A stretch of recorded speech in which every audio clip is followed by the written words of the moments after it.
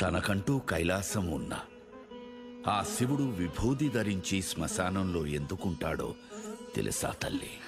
మనిషి చనిపోయాక దహన కార్యక్రమాల అనంతరం ఆ దేహాన్ని ఒంటరిగా విడిచి అందరూ వెళ్ళిపోతారు. అది చూసి చింతిస్తున్న ఆత్మకి నీ చివరు కట్టె కాలే వరకు నేను నీకు తోడుగా ఉంటాను అనే ధైర్యం ఇచ్చి దగ్గరుండి సాగనంపుతాడమ్మా ఈ శ్మశానవాసుడు.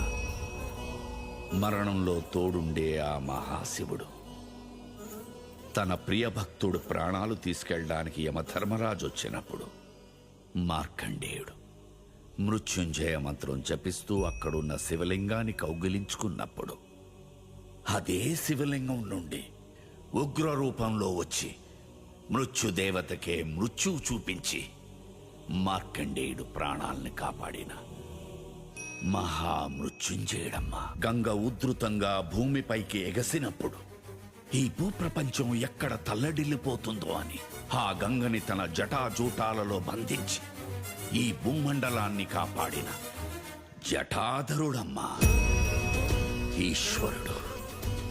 పావును చూస్తేనే ఒంట్లో భయం పుడుతుంది. అలాంటిది ఒక విషసర్పాన్ని తన మెడలో వేసుకుని తిరుగుతాడు.